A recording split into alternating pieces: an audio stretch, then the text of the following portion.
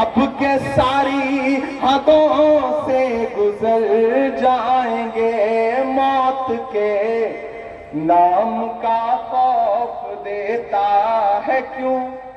एक भाई साहब कुछ इनाम देना चाहते हैं, ये पैसा जिला कांग्रेस कमेटी को दे दें और इससे किसी गरीब को कुछ दे दिया जाए। बहुत शुक्रिया, आपकी दुआओं ने पार्लियामेंट में पहुंचा दिया है, वहां ठीक ठाक तनख्वाह मिल जाती है, उससे गुजारा हो जाता है।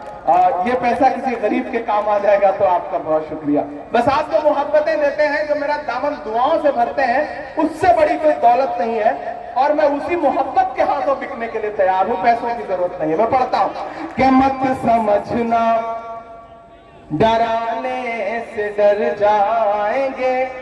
मुझे लगे मैं बड़े हंगामों में शायरी सुनाने का आदी हूं। अब तो मैं, पहले आप बुलाते थे, शायरी सुनते थे, पैसे भी देते थे, दांत भी देते थे। अब तो मैं सिर्फ आपसे कहता हूं कि बस मोहब्बत दे दीजिए और कुछ भी नहीं चाहिए। आपकी दुआओं ने सब कुछ दे दिया, बहुत कम उम्र में सब कुछ दे दिया। मैं 34 साल की उम्र में इस देश की सबसे बड़ी पार्लियामेंट का हिस्सा बना दिया। ये सिर्फ और सिर्फ आपकी दुआओं के सदके में हुआ है और किसी वजह से नहीं हुआ। मैं जानता हूं आपने अपने किन्हीं मासूम लम्हों में मुसल्ले पे बैठ के या कभी पूजा करते हुए मेरे लिए एक लम्हे के लिए भी दुआ की थी। शायद उसका सदका है कि मेरे जैसा एक गांव से निकला हुआ इंसान, जिसके पीछे कोई बैकग्राउंड नहीं, कोई सियासी बैकग्राउंड नहीं, कोई अरबपति बाप की औलाद नहीं, लेकिन सीधे पार्लियामेंट में जाके बैठा। जो लोग ये कहते हैं कि कांग्रेस में नए लोगों का, आम लोगों का सम्मान नहीं होता, मैं उनसे कहना चाहता हूं कि मैं तुम्हारे सामने नजीर बन के खड़ा हूं। अगर मैं यानी कि इमरान प्रतापगढ़ी इस देश की पार्लियामेंट में पहुंच सकता है तो किसी भी गांव का बेटा इस देश की पार्लियामेंट में, इस राज्यों की असेंबलियों में पहुंच सकता है।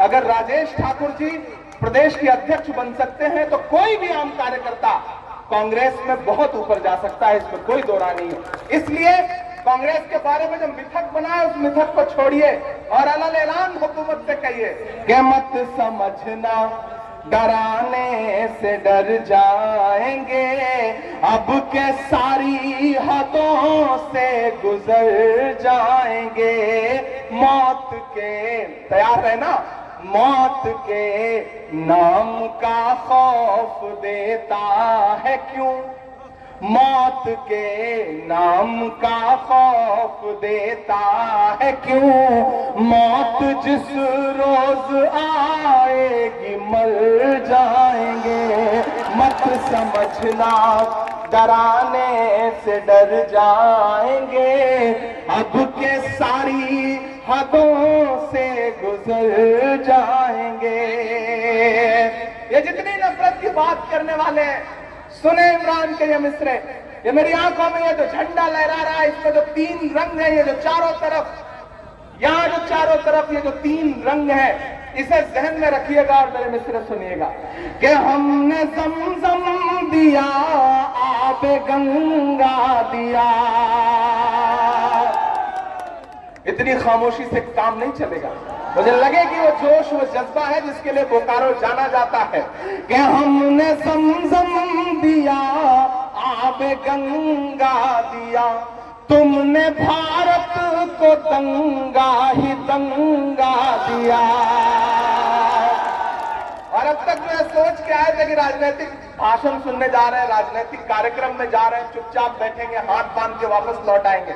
मैं उनकी चुप्पी को भी पुकारता हूं, खामोश रह पाइएगा तो खामोश रह लीजिएगा कि हमने ज़मज़म दिया, आबे गंगा दिया, तुमने भारत को दंगा ही दंगा दिया, तुमने एक रंग के ख्वाब देखे मगर, तुमने एक रंग के ख्वाब देखे मगर, हमने हिंदुस्तान को तिरंगा दिया, ये तिरंगा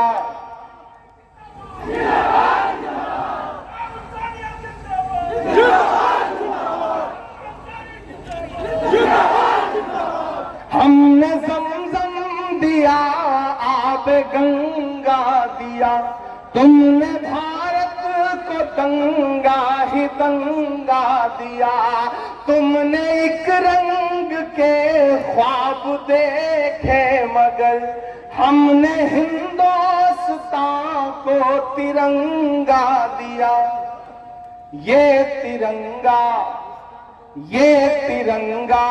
बदन पर लपेटे हुए, ये तिरंगा बदन पर लपेटे हुए एक दिन इस जमीन में उतर जाएंगे। मत समझना डराने से डर जाएंगे, अब के सारी हदों से गुजर जाएंगे। मौत के नाम का खौफ देता है क्यों, मौत जिस रोज आएगी मर जाएंगे। ना इधर जाएंगे ना उधर जाएंगे, बन के खुशबू फजा में बिखर जाएंगे। बोकारो वालों, मैं भी आने से पहले मिला था राहुल गांधी जी से, और कर्नाटक की जीत के बाद मुझे लगा वो बहुत ज्यादा खुश होंगे। तो उन्होंने मुझसे बस एक ही बात कही कि कर्नाटक की जीत अच्छी है, कार्यकर्ताओं को बधाई, लेकिन जब तक दिल्ली नहीं जीतेंगे तब तक जीत अधूरी रहेगी। उनकी जो ये जिद है, उनका जो ये जुनून है, जब मीडिया पूछती है कि इमरान साहब कर्नाटक की जीत पर आप क्या कहेंगे, तो मैं एक ही बात कहता हूं कि महाराष्ट्र, मध्य प्रदेश और कर्नाटक तीन वो बड़े स्टेट थे जहां भारतीय जनता पार्टी ने लोकतंत्र को लूट करके सरकार बनाई थी। कर्नाटक का रिजल्ट हमारे सामने है, आने वाले दिनों में मध्य प्रदेश का रिजल्ट उससे अच्छा होगा। और महाराष्ट्र से मैं सांसद हूं, मैं महाराष्ट्र की मिट्टी की नब्ज समझता हूं, इसलिए कह रहा हूं कि जिस दिन महाराष्ट्र में चुनाव होगा, महाराष्ट्र का रिजल्ट आएगा, उस दिन भाजपा को मुंह छुपाते नहीं कहीं मिलेगा। ये मेरा दावा है, ये मेरा वादा है आपसे। इन तमाम मुश्किल हालातों में भी राजेश ठाकुर जी गवाह हैं। मैं दुबे जी को सुन रहा था, एक बुजुर्ग हमारे सरपरस्त हैं, ये सब गवाह हैं इस बात के कि जब मैं सांसद बन के आया तो हम प्रोटेस्ट कर रहे थे, हम डिटेन कर लिए जाते थे, 7-7 घंटे थाने में डिटेन रहते थे। राहुल गांधी जी 7 घंटे एक दिन डिटेन रहे, क्यों?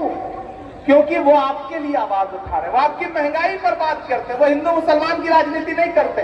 वो कहते हैं कि बुनियादी सवाल, नरेंद्र मोदी जी ने वादा किया था कि इस देश में हर साल युवाओं को 2 करोड़ नौकरियां दिया जाएगी। 9 साल सरकार के पूरे हुए, अभी कल मैं सरकार से पूछना चाहता हूं, आपके वादे के मुताबिक 9 साल में 18 करोड़ नौकरियां इस देश के युवाओं को देनी चाहिए थी, दी कितनी?